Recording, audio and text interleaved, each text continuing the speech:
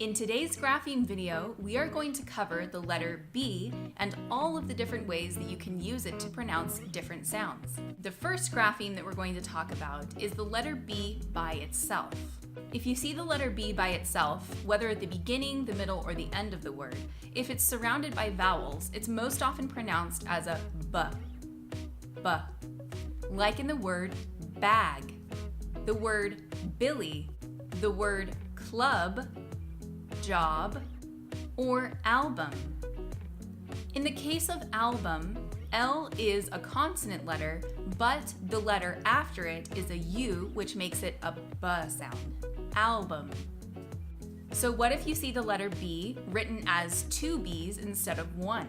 If you see a double letter B, it's still pronounced as a B sound, but sometimes it can change the way that the vowel sounds in the other part of the word.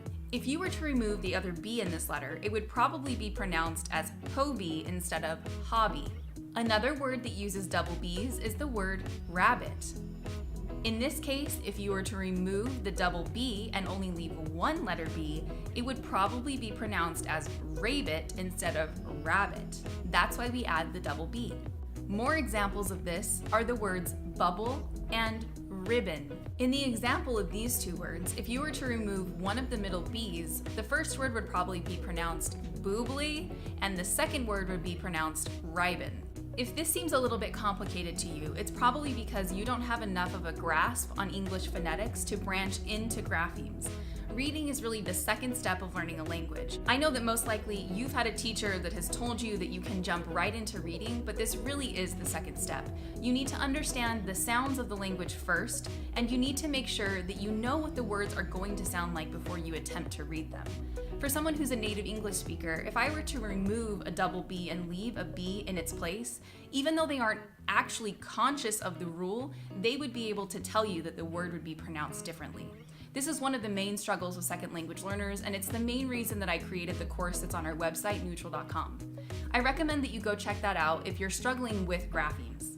A grapheme combination that commonly confuses new language learners is the grapheme combination BT. You see this very rarely in English, but when you do, it's very confusing. The combination just makes a T sound when it's at the end or the middle of a word. The nice thing about this is that when I was doing my research, I could only find 3 words that use this grapheme combination in a way where it only makes a T sound instead of a B-T sound. And I'll tell you what those 3 words are, and that way you can just memorize them, and then you'll know that if you see those words that they're pronounced this way. The words are debt, doubt, and subtle. The reason that these words are spelled this way is because there was a long time ago when people would pronounce the B in these words, but over time this has changed and we no longer do this. So the spelling was maintained, but the pronunciation was not. The only thing to remember though is that apart from these 3 words, you will see this grapheme combination, and it will be in 2-syllable words like obtain. When you see the BT next to each other in these words, you pronounce them as BT. Obtain. Subtext. Another grapheme combination that can be a little bit confusing is the grapheme combination MB. This one is confusing if you see it at the end of a word because, like in the word climb, we only pronounce it with the second to last sound, so the We leave out the B. We don't pronounce it climb, we pronounce it climb. So why is it that the B is there? Again, in the case of this word, if you were to spell it C-L-I-M, you would pronounce it clim, not climb. So adding the B at the end of the word actually changes the way that our brains perceive the vowels. I know this is confusing, so I really recommend that if you struggle with this kind of thing, that you go take our course on our neutral.com website. Another really good example of this is the word tomb, T-O-M-B.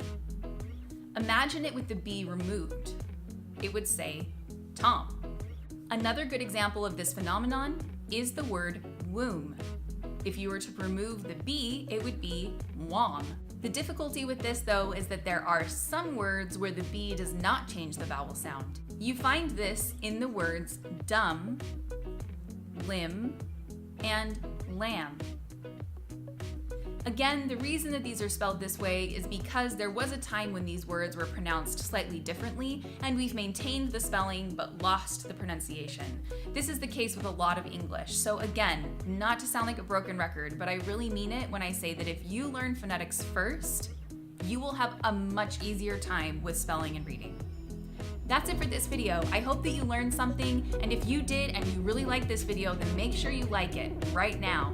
Subscribe to our channel for more content like this. We post 5 to 6 times a week, and all of these videos are helpful for even beginner language learners or very advanced language learners. If you have suggestions for topics for us to cover, please leave them in the comments below, and I will see you in the next video.